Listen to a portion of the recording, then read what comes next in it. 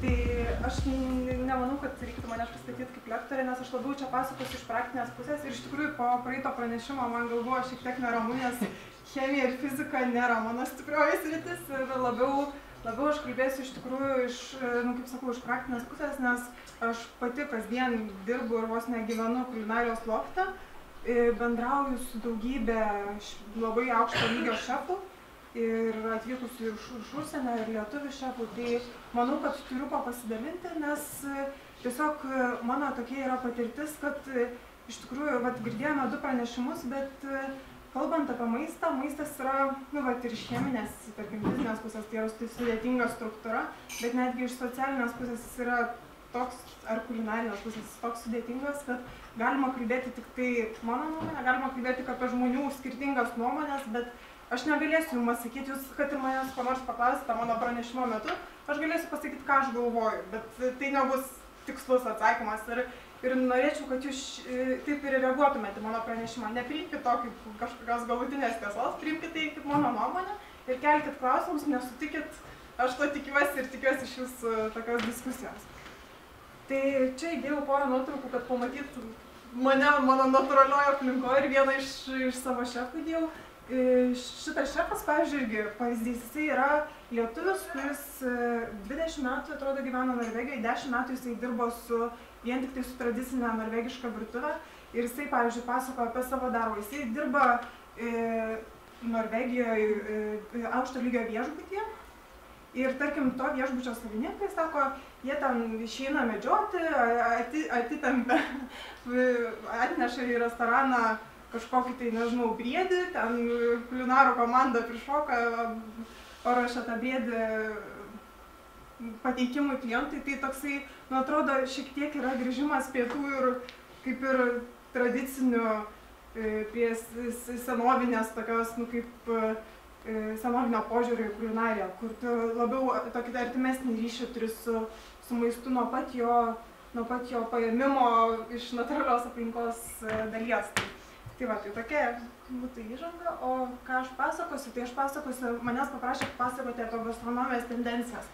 Tai iš pradžių aš pagalvojau, kad tai labai plati iš tikrųjų tema ir ką aš galiu papasakoti, o to aš pagalvojau, kad pati aš dirbu, aš vadovauju šitam kulinarijos loftui, aš turiu tam tikrą patirtį, aš nesu sociologė, nesu chemikė, nesu fizikė, tai ir papasakosiu iš savo pozicijos, iš savo patirties, kokią aš pastebiu, kokios yra gastronomijos būtent tendencijos Lietuvoje, kaip lietuviai žiūri į maistą.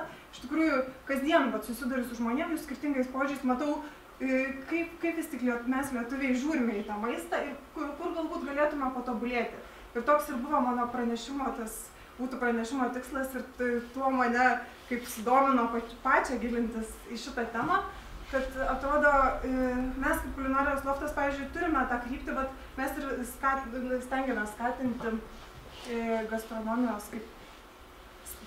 gastronomijos, kuri apibrėžiama, kaip matot, kaip maisto kultūra, tai maisto kultūros stiprėjimą Lietuvoje. Mes šitą skatiname, stengiamės skatinti, bet šitas pranešimas man kaip tik davė tokią naudą, kad aš aiškiai savo susidėliojau akcentus. Mes galbūt kai ką jau darome, bet dabar taip aiškiau pati savo susidėliojau, kokie būtų akcentai tos gastronomijos maisto kultūros stiprinimo.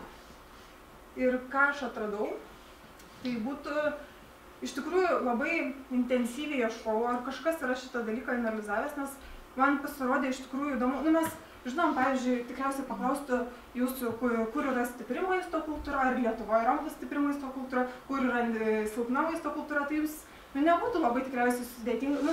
Jau iš bendro tokio supratimo iš karto pirma mintis ten šautų tikriausiai Italija, Prancūzija labai stipri maisto kultūra, Lietuva tai tikriausiai, jeigu labai pesimistiškai, tai įvertinant labai blogai mūsų maisto kultūros stiprumą. O kur silpna, tai tikriausiai pirma mintis iš karto Amerika, kokia nors šautų tikriausiai gal mano. Tai man įdomu pasirodė susisteminti šituos faktorius ir koks būtų tikslas to susisteminimo. Tam, kad mes suprastume, kas tai lemia ir tam, kad galėtume daryti kažkokius veiksmus, kad pakeistume, sustiprintume tą maisto kultūrą. Tai galvodama apie šitą temą, aš pirmiausia pagalvojau iš viso, kas tai yra ta maisto kultūra, kodėl jinai svarbi yra. Tai toks mano atsakymas būtų, kad maisto kultūra yra tiesiog kiek toje šalyje žmonės dėmesio kreipia maistui. Kiek jiems yra tai reikšminga, kiek jiems tai yra svarbu, kiek jie laiko su to praleidžia. Tai kaip galėtume mes išanalizuoti ir pamatyti skirtingose šalyse tam teigiamą reikšmę, tai pirmiausia galėtume pažiūrėti į tokį faktorių, kiek laiko žmonės skiria maisto gaminimui ir ragavimui. Tai čia pagalvokim apie Italiją, tam pagalvokim apie Ameriką tą pačią, pagalvokim apie Lietuvą. Kiek laiko mes ruošiam maistą. Tai va dabar mano asmeninė patirtis, su kuo aš susidūriau, kaip Lietuvoje žmonės žiūri į šitą faktorių. Tai iš karto perėsiu, kad kaip jie žiūri į maisto gaminimą. Nu, koks yra požiūris, kas yra maisto gaminimas. Tai aš susidūriau, kad žmonės galvoja, kad tai yra taip visiškas laiko gaišimas, bet iš tikrųjų netgi pereita dar žingsneliu toliau.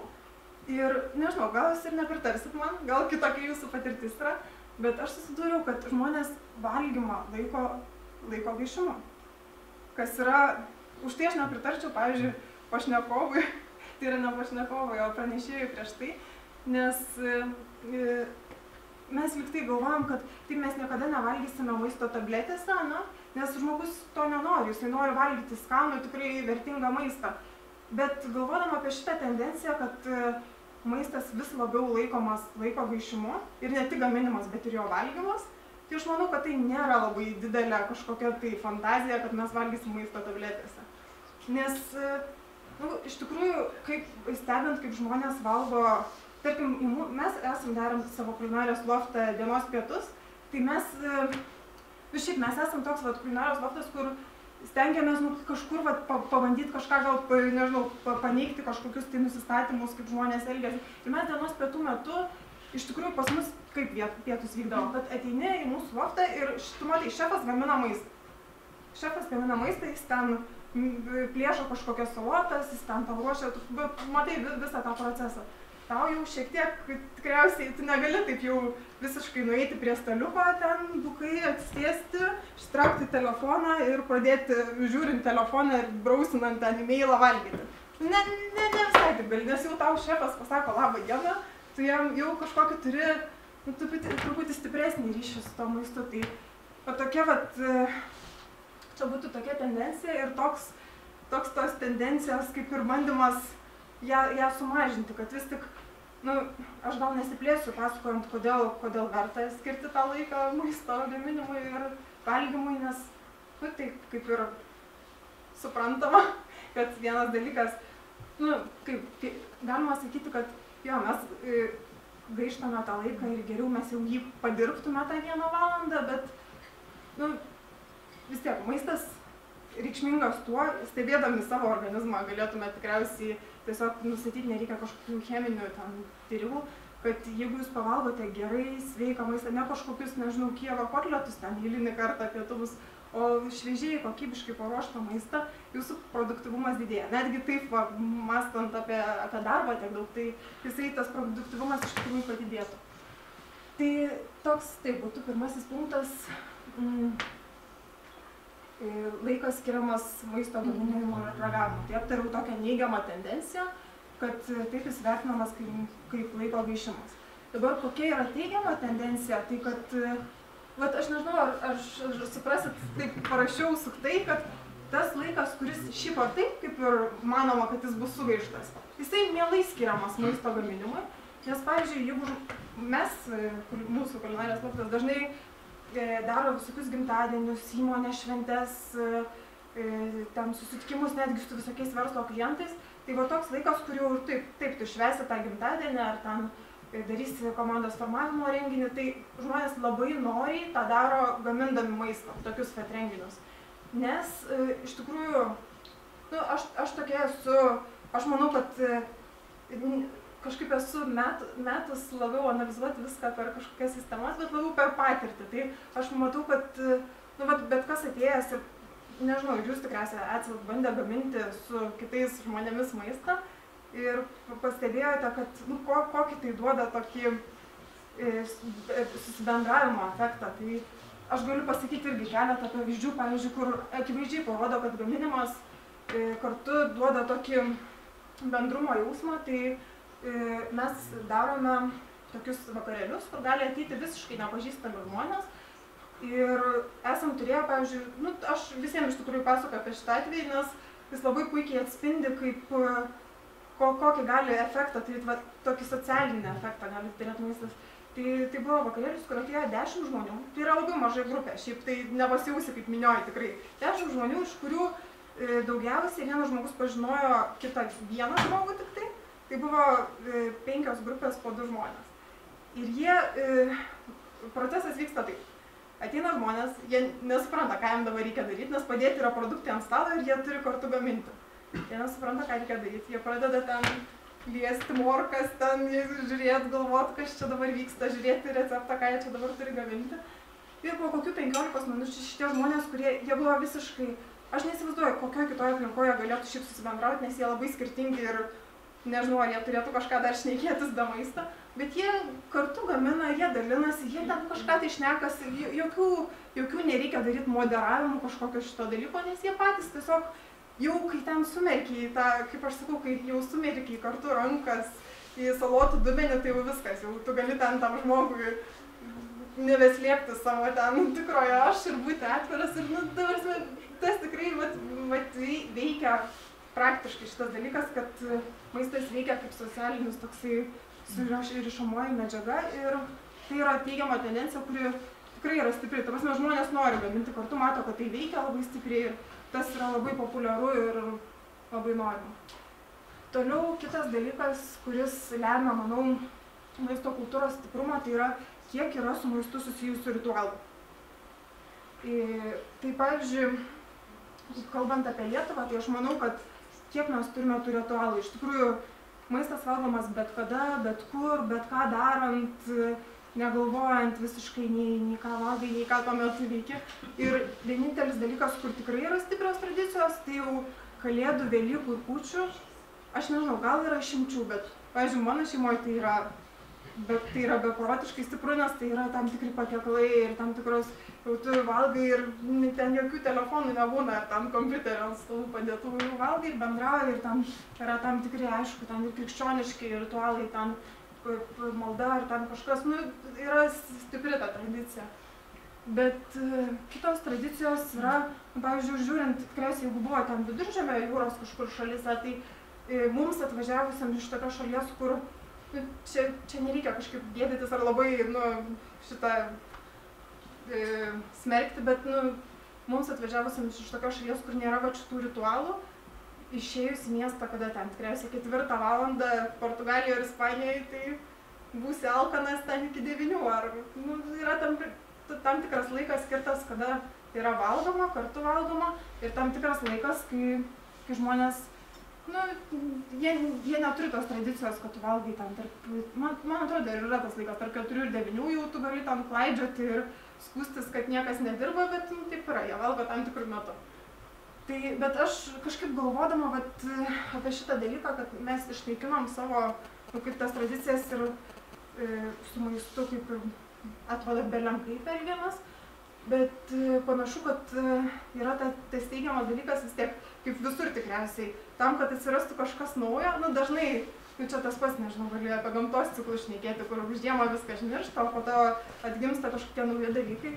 Tai čia irgi kuriasi pamažu kažkokios tai naujos tradicijos ir tas pats, kaip aš sakau, šventimas savo švenčio, ar ten susitikimas su verslo partneriais ir valgymas, ar ten su draugais kartu dalinimasis ten maistu, valgymas ten vos iš bendro kažkokio, yra tam tikrų tų naujų ritualų ir mes patys matom, kad mums irgi yra labai daug erdvės eksperimentuoti ir bandyti kažkokius tai pasiūlyti naujus variantus, kaip tikriausiai pavyzdį galėčiau pasakyti, viena konsultacijų įmonė mūsų nepasiūlė, o paprašė mus, kad sukurtume 6 tokius, sakė, norime, kad būtų ne maistas, bet kaip labiau meno kūriniai. Ir mes sukūrėme, kadangi mums labai įdomi yra moderni lietuviška virtuvė, kaip galima tą lietuvišką virtuvę padaryti modernesnę, tai mes sukūrėm 6 tokius mažus užkalnius ir iš tikrųjų ten buvo, man atrodo, visi jautė, ypač mes, kurie prisidėjom prie to didelį malonumą stebėti, kaip žmonės, iš tikrųjų, jie nebuvo ten to banketo, kur ateini, pasiemi ten užkanduką, ten suvalgai ir šneki toliau ir visiškai pavogai, ką ten suvalgai. Tai mes tą maistą labiau sureikšminom, aprašydami visus tas patiekalus 6, daug kalbėdami ir pasakodami, koks buvo procesas kūrimo, kaip viskas buvo padaryta. Ir žmonės, ten jau pavyko tą pasiekti efektą, kad yra valgoma, galvojama ir jaučiama, ta perduota energija ir mintis. Tai buvo labai smagu iš tikrųjų. Tai va tas maisto ritualų kiekis, tai man atrodo, aš šiaip į tą maisto kultūrą Lietuvoje žiūriu labai, manau, kad jinai sakau silpna, bet labai už tai, kad jinai silpna, labai daug ką yra čia veikti ir labai daug ką išbandyti ir kurie stiprinti, nes šiaip žmonės, toks jausmas, kad yra atviri tiesiog, kai su jais, kai kalbėsi ir jiems siūlai kažkokius naujus variantus, tai susiduriam su to, kad tikrai žmonės atvirai žiūri naujas idėjas ir nėra taip, kad labai laikosi tų senų standartų ir galvoja, kad čia negalima kažkaip taip pabandyti kitaip. Tai trečiasis būtų toksai faktorius, kas kuria maisto kultūrą, tai taip, aš manau, tai yra unikalių patiekalų kiekis, tai yra kiek turi tradicinių kažkokių tai patiekalų, kuriais gali pasigirti. Čia irgi tą patį tradicinį pavyzdį ten.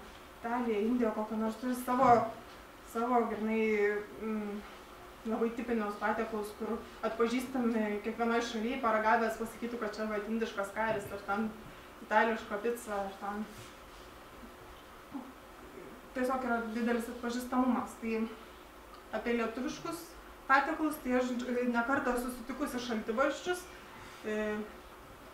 savo žydų kulinarijos knygoje mačiau, kad Lithuanian Cold Beetroot Soup buvo ir dar keliose žurnaluose, atrodo, susitikusi, tai čia irgi toksai yra mūsų kaip ir tikrai išskirtinis patiekalas, bet apie tų unikalių patiekalų kiekį kalbant, tai jo, mes labiau dabar lietuviai eksperimentuoja, iš tikrųjų daug domisi, daug eksperimentuoja, bet aš visada sakau, kad labiau yra žiūrime į tai, jo, labai domina visus ten Azijos šalių patiekalai, ten, Pietų Amerikos dar gal ne tiek atrasti, ten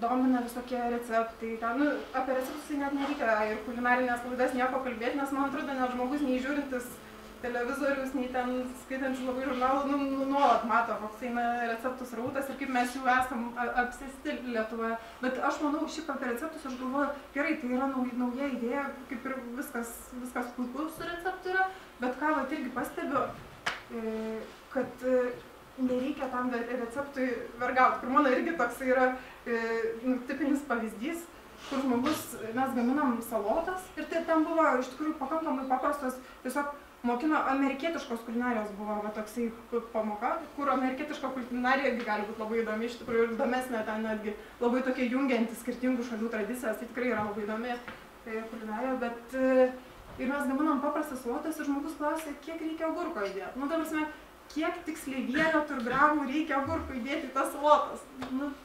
Tai, iš tikrųjų, tai toks yra labai gerai atspindintis situaciją pavyzdys, nes agurko galima dėti kiek norite. Tikrai, labai daug kur agurko galima dėti kiek norite, nes jisai neturi labai kažkokio tai išskirtinio skonio, jis gali patiekalą padaryti per daug vandeningą, bet tai tiesiog eksperimentuojant ir gaminant, tikrai čia nesuklysite labai stipriai ir vis tiek bus galima valgyti tą patiekalą, kitą kartą žinosit gal, kad ne kilogramą agurkų į vieną salotos reikėjo sudėti, o šiek tiek mažiau, bet tai viskas yra, taip kažkaip norėtųsi, kad iš tikrųjų būtų receptas, kad būtų labiau žmonėms kaip įkvėpimas, bet jie patys stengtųsi suprasti ir patys išbandyti, kas veikia ir kas jiem tinka.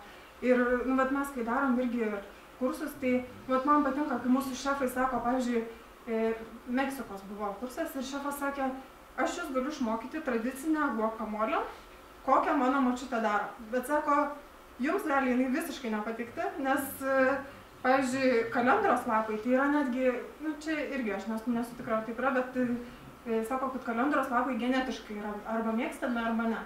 Tai tam žmogui, kuris nemėgsta kalendrų, kuris nėra, tarkim, nėra įpratęs prie jo skonio, nes irgi tą galima tiesiog įprasti, išlavinti tą skonį, suprasti tą skonį. Bet jeigu tu šiuo metu nemėgsti kalendrų, tai tau ta tradicinė močiutės guakamolė tai bus šlikštumynas. Tai tu geriau pasidaryk ją, kaip tau atrodo, tu žinok tą tradicinį receptą, bet pasidaryk pagal save. Tai va šitą šefai sako ir tai yra, tam aš labiau pritariu, kad žmogus, nes jisai turi individualią skonio patirtį, tai jisai gali keisti savo skonį. Valgydamas tam tikrus produktus, jisai gali kitaip pradėti suprasti bendrą patiekalo skonį, išlavinti jį, pakeisti tą skonį supratimą, bet šiuo metu jo skonis yra tam tikras, priklausantis nuo jo patirties, ką jisai valgė, nežinau, pastarį mėnesį, tarkim, ar ten 2 mėnesius, nežinau, kokia čia statistika, per kiek laiko pasikeičia tie skonio receptai. Bet, tokia būtų toks paskatinimas, tai, kuo mes norim užsiminti, kad skatinti žmonės tiesiog atviriau žiūrėti, nebijot, kad jiem ten prisivils kažkas suklys, kad patiem bandyti ir žiūrėti, kas veikia ir kas jiem tinka. O kas yra kokia teigiama tendencija, tai nėra labai daug tų kuriančių tos modernius lietuviškus patiekalus, bet mes esam truputį, mūsų kulinarijos lopas tuo apsėsti ir labai tuo džiaugiamės, kad mes iš tikrųjų tokią nusistatėm savo, kas yra šiaip tokia modernios lietuviškos kūrimo kryptį savo nusistatėme, nes iš tikrųjų, jeigu pasidomėtumėt, tai, pavyzdžiui, ta pati ten Italijos virtuvė, tai jinai ilgą laiką buvo laikoma kaimiečių virtuvė ir koks nors, pavyzdžiui, Liutauras Čeprackas, tai jisai tą patį ir sako, jam atrodo, kad tai, čia jo nuomonė, jam atrodo, kad Italijos virtuvė yra visiškas kaimas ir jis pripažįsta Prancūzijos tik tai virtuvę. Taip pat, pavyzdžiui, Skandinavijos virtuvė, aš nežinau, ar žinot, jinai yra dabar pati kaip kelrodė žvaigždė, diktuojanti visas kulinarijos tendencijas, nors jinai mums taigi labai artima yra, nuo mūsų nelabai toli, tas pats dominuoja kaip tradiciškai dominuoja žvėrienos patiekalai, ten žuvies kažkokie tai patiekalai, ten panašios daržovės, bet jie savo tokią irgi, tai buvo kaimietiška, tokia sunki, riebi virtuvė, jie ją sumodernino, padarė labai elegantišką, gražią, parodysiu keletą nuotraukų ir Skandinavijos restoranai yra, top, aš nežinau kiek jų yra, bet tikriausiai daugiausiai yra skandinaviškų restoranų, geriausių restoranų sąraše. Tai būtų... Prašau įsitarp galėčiau dėl italų virtuvės. Patys italai spagečių picų, to, ką mes laikom itališką virtuvę, jie nesididžiuoja. Kaip sakykime, mes galbūt vėdarais nesididžiuotume. Bet jie turi ir tą savąją virtuvę, laiko aristokratų virtuvę. Tai yra žuvies patiekalai, jūros gėrybės, ledai, tai visai ne tai, ką sakykime, mes įsakyti, laikom itališką virtuvę ir restoranuose valgo. Ne, jie turi labai, aišku, Italijos virtuvė labai plati, ten jau tikrai yra didelis spektras patiekalų, o pica tai taip, yra toks tiesiog, ką turėjai tą sumetį ir tas patiekalas. Toliau, koks kitas būtų faktorius maisto kultūros stiprinimo, tai aš įrašiau irgi maisto kilmės išmanymą, ką aš turėjau omeny, kiek žmonės supranta, čia yra supakuotas, nežinau, ten kiaulienos kumpis ar ten kažkoks salotų dubuo, kiek jie žino, išmano apie tai, iš kur jisai atsirado.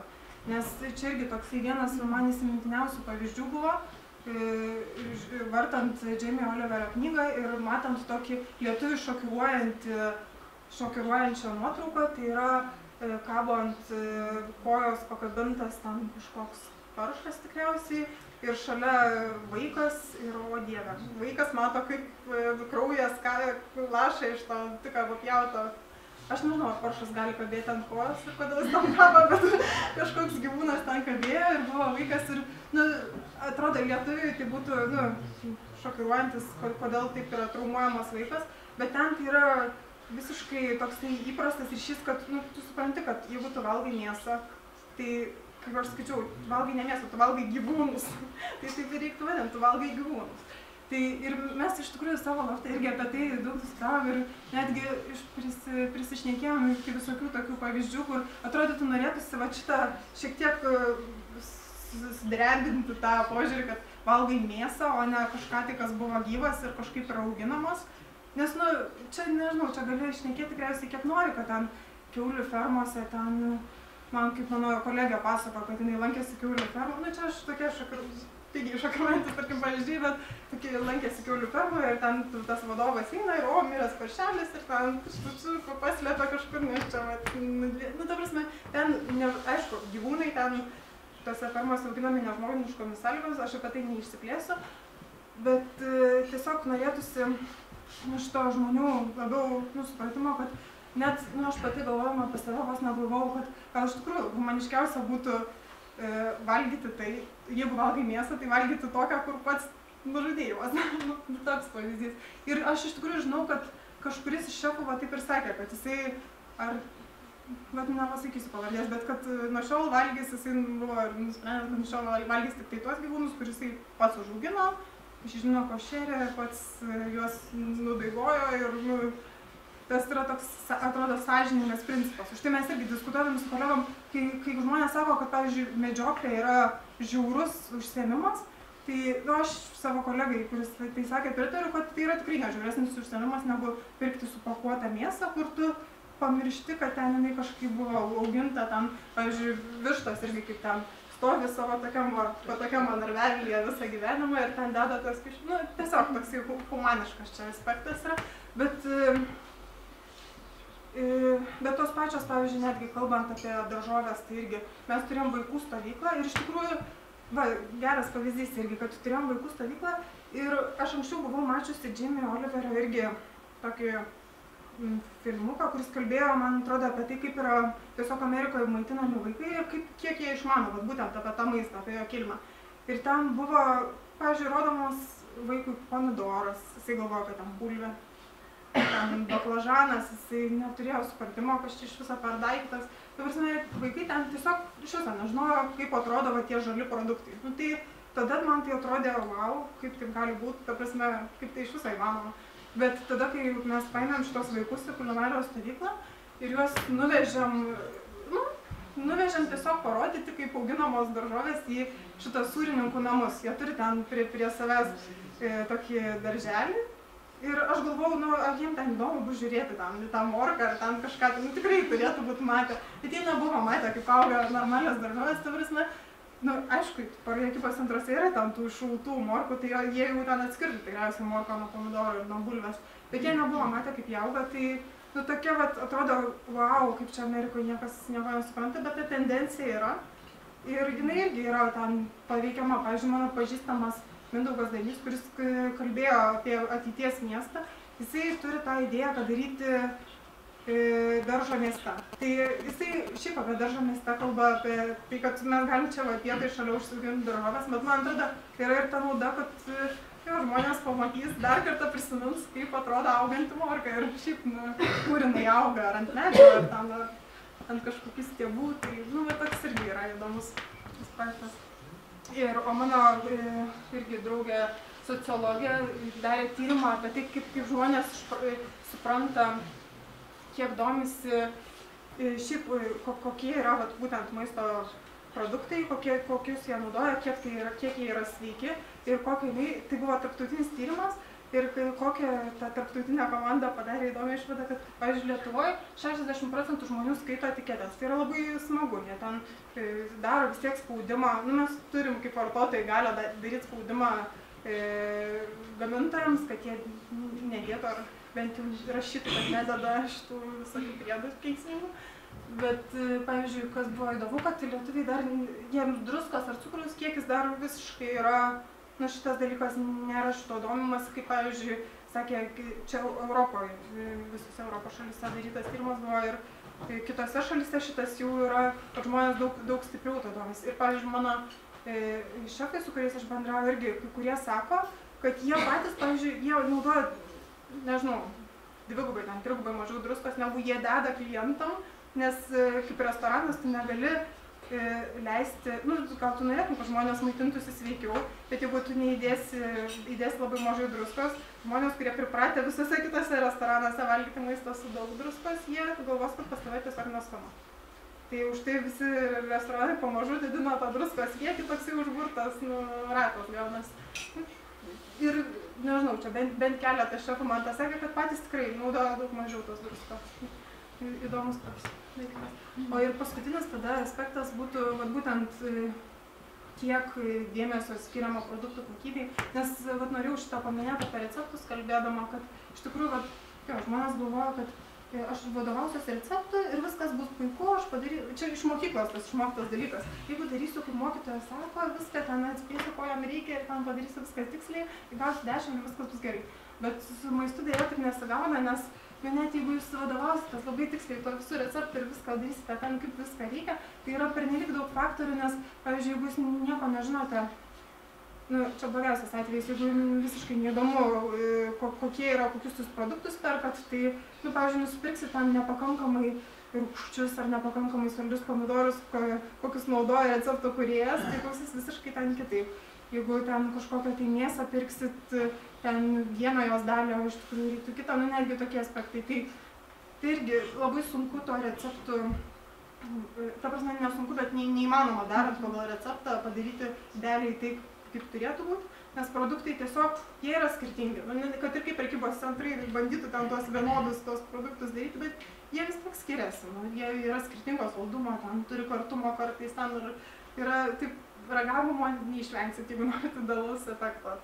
Tai vat už tai produktais, man atrodo, čia net, kiek aš esu bendrauju su visais savo geriausiais šefais, nežinau, Mark del Seville, kur pas mus stiklių restorane dirba, pas mus Prancūzijos kursą veda, dabar su Uzbekistano, tarkim, restoranu, kalbu, kuris irgi labai aukšto lygio yra restoranas, šefas dirba Rygoj turi 2 restoranus, Vilniuje 2 restoranus, labai aukšto lygio šefas ir su tokiais kalbi šefais ir matai, kad jie kreipia dėmesį ne tik technikai.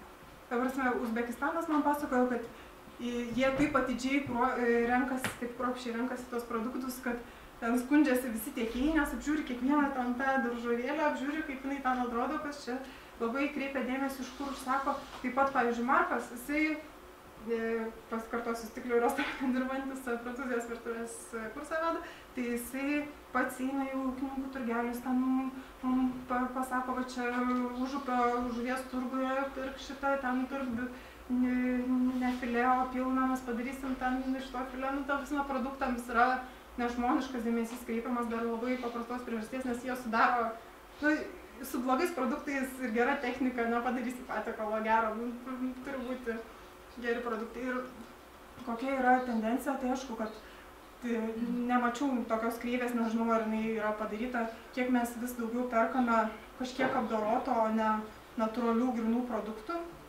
kaip keičiasi šita proporcija, bet manau, kad jinai labai drastiškai kyla į viršų ir mes vis mažiau perkam ten tikros tos daržovės, tikrą iš to pačio ūkininko, kuris augino mėsą, nupirktą mėsos gabalą.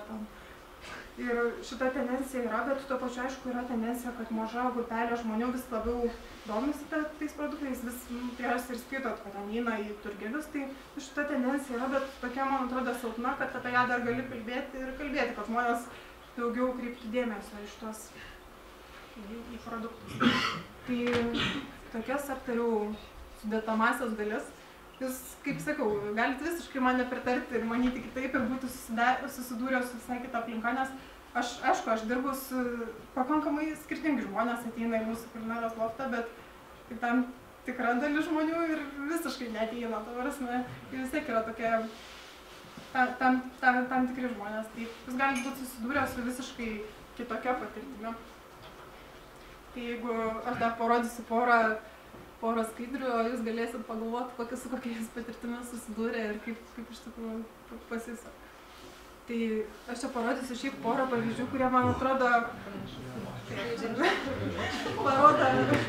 parodo tam tikras tendencijas. Tai šitą aš pavadinčiau tiesiog šokiravimo tendenciją, bet iš tikrųjų čia yra, nežinau, jūs tikriausiai kokia pirmas įspūdis būtų, kad čia kažkoks bus triukas, nevalgoma.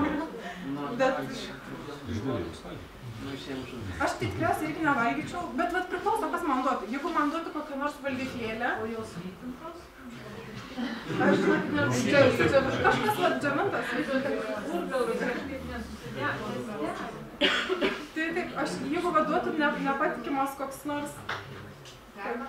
Aš Nidoj nesenai buvau dar šiais metais ir toks buvo? Stebino, ne, bet iš tiesų neparagavau, bet buvo kazinė, kaip bandelinė ir užrašas vokiškas žandelės užbūnė.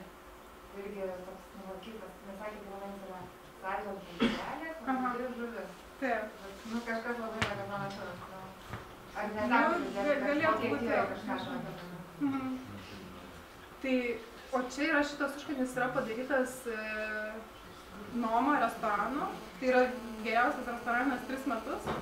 Ir žinodama, kad pagaminta Noma restorane, aš paragaučiau. Bet jeigu sakau, nežinau, Nidoje, gal paragaučiau.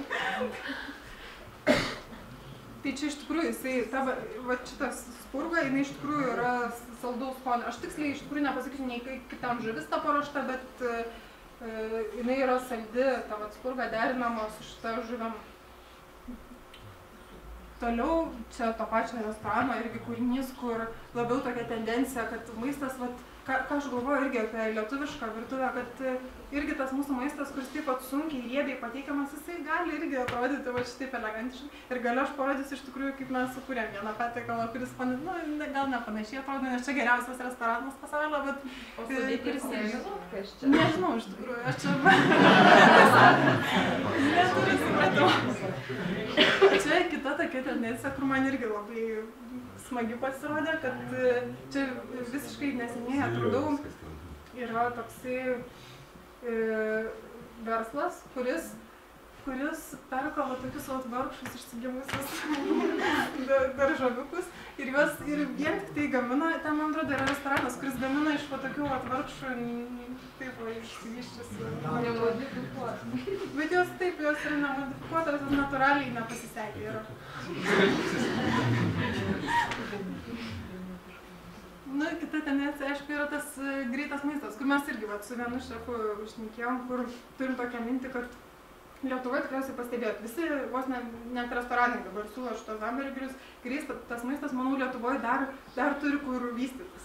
Nes dar yra maža labai pasiūla ir dar yra kur tobulėti. Tai manau, kad mes irgi apie šitą kryptį, jeigu turit irgi minčių kažkokių, tai kaip galėtų, nes šitas hamburgeris tai irgi, iš pirmo žvilgsnio tai yra pats neįsiveikiausias maistas, koks galėtų būti, bet teisingai paruoštas jis gali būti, gal ir ne pats sveikiausias, bet pakankamai sveikas ir tikrai labai skanus. Pavyzdžiui, šitas Sofo del Pancho daromas hamburgeris, tai yra pavyzdys, manau, kaip toks įprastas greitas maistas gali būti labai taip elegantiškai pateikiamas.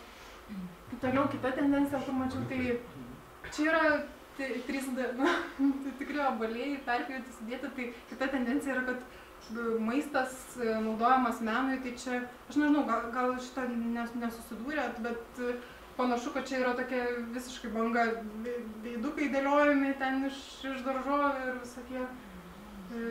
visokie kitokie, tokie meniniai proveržiai tendencija. O čia, ką mes padarėme, mūsų kulinarijos loftas, tai šituo yra keletas patiekalų iš modernios lietuvių virtuvės serijos, kuriais labai didžiuojasi, tai šitas vienas iš jų. Nes čia yra, ką mes čia pagaminame, tai kalbant apie modernią lietuvišką virtuvę, dar kartą papasakosiu, šiaip kokias mes tendencijas atradom, į kurią pusę galėtume judėti su šitą modernę lietuvišką virtuvę. Tai vienas būtų dalykas, aišku, tai, kad tai būtų lietuviška virtuvė, aš manau, yra labai daug diskusijų, ar ten cepelinai lietuviška, ar ten bulvės, ne visą laiką pas mus auga, ir čia ir Vokietija yra cepelinai ir taip toliau. Bet aš kažkaip į tas diskusijas nelabai leidžiuosi ir manau, kad kalbant apie lietuvišką virtuvę, tai mes tiesiog turėtume naudoti savo vietinius produktus. Ir mes galim pasimti įkvėpimo iš kitų šalių, pavyzdžiui, kaip mes paėmėme ir padarėme panakotą. Čia yra panakota, bet jinai yra padaryta su beržų sula, apatinis sluoksnis, grietinėlė viršutinis, tada yra medus, riešutai ir čiobreliai. Ir tai yra moderni virtuvė, nes tai yra, kaip tie mūsų vietiniai produktai ir padaryti kažkokiu tai elegantiškai, stilingai ir taip lengvas tas patiekalas, bet tai nėra molekulinė virtuvė, kur pranešėjas prieš tai pasakojo daugiau apie molekulinę, tai mes, pavyzdžiui, mūsų kryptis tai yra labiau naudoti paprastus mums visiems prieinamus gaminimo būdus ir kurti tokius patiekalus, kur visi kaip ir galėtų namie pasigaminti, bet labiau skatinti tą, kad taip, naudoti, nesigėdyti tų vietinių dalykų ir juos turim, bandyti juos padaryti kažkaip tai, sakau, lengviau, elegantiškiau ir didžiuotis tuo, ką sukuriam. Tai toks būtų paskutinis mano parodymas. O dabar jūs galit man prieštarauti.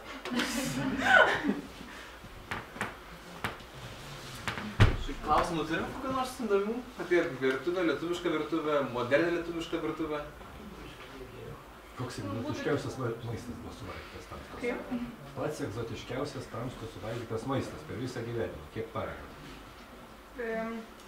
Šitų vorų nevalgiau, nesusidūriau tiesiog su tokia galimybė, ne šiaip valgyčiau. Sliekų nevalgiau. Tai aš nežinau, aš iš tikrųjų neturiu jokiais šito sūrio, kur lervus suvalgytas ir valgomas su visomis lervomis irgi nevalgiau, tai aš manau, kad dar gerai, tai turėčiau patylėti dar prieš akis. Dar kas nors? Apie lietuvišką moderniai virtuvę gal plačiau galėtumėte papasakoti, ką esat gaminę išradę.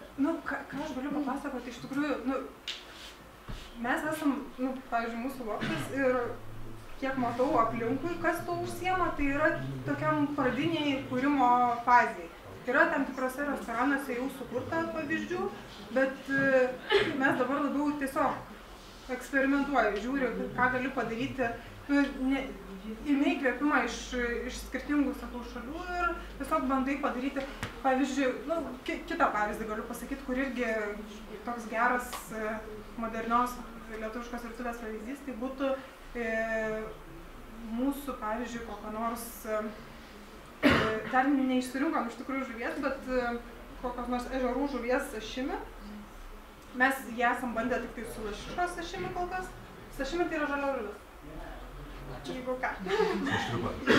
Ir jisai irgi labai gražiai atrodantis ir šitas sašimis buvo dedamas ant juodos duonos trupinių, kas, juoda duona, labai mūsų toksai, tikrai vietinis artimas labai produktas ir šventas netgi tam tikrais etapais.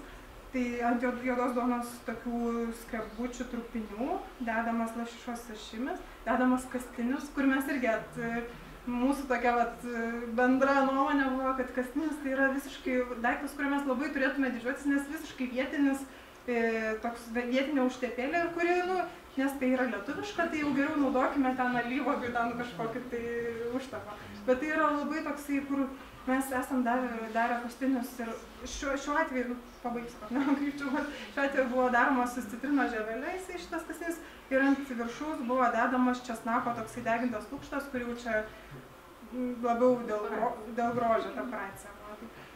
Bet ir, pavyzdžiui, dar apie modernę lietuvišką mes esam tokią turėję užduotį, pavyzdžiui, gal nuo to viskas ir dar taip pajudėjo, stipriau, kad gavom užduotį pasaulio lietuvių susitikimui. Va šito tokius padaryti modernios lietuviškos virtuvės seminarus. Ir ten, gaila, neįdėjau tų nuotraukų, bet ten irgi buvo tokie pavyzdžiai, kur tas pats kastinis, ten gali naudoti skirtingas žoleles, skirtingas ten, nežinau, ką pievoje randi, visokius ten žiedlapius ar ten tos pačius netgi ten džiovintus pomidorus, kokius nors gali lietuviškus džiovintus saulėje pomidorus gali naudoti. Ir po to darėm, pavyzdžiui, šaltas sriubas, kur irgi lietuviai kol kas kaip šaltibarščiai labiausiai žinome, bet padarėm, pavyzdžiui, agurkų sriubą su kefyru, sutrinta ir tada ant viršaus buvo dedamas, buvo dedami šitie, pamiršau gėlės pavadinimą, kelomalo. Ai, ramunėlės. Ramunėlės žiedlapiai. Atsiprašau, anglų kalbą pirmuoju. Ne, jokio. Tai buvo tokia sriuba ir kita buvo sriuba, pavyzdžiui, raudonų uogų. Raudonų uogų trinta sriuba su rozmarinu ir su avižiniu sausainiu, o teisingai ta agurkų sriuba buvo dar su lazdino riešutais skaldytais ir su tais ramunėlių žiedlapiais, kur ramunėlių žiedlapiai irgi ten nėra tiek daug skonio, bet yra tokios labai elegancijos ir lengvumo. Tai, tokie žaidimai, manau, yra, smagus ir tu kartais, aišku, darai tam tikrus dalykus, kaip tas česnako lukštas ar ten tos ramunėlės, kurie labiau gal dekoratyviniai tokie, bet nuteikia gal labiau, kaip sakau, sureikšmina tą maistą ir tu labiau jį vertini ir labiau mėgaujasi. Tai buvo tokie tikrai geri pavyzdžiai. Be ramunėlių, žinau, agurkai visokie yra tikslas. Aš pavoksiu paskutinį klausimą. Bet kaip lietuviai realiai reaguoja tokius patiekalus, tokie yra įdomus, netradiciniai, keisti komponentai, kaip lietuviai priima, ar nori bando tokius dalykus?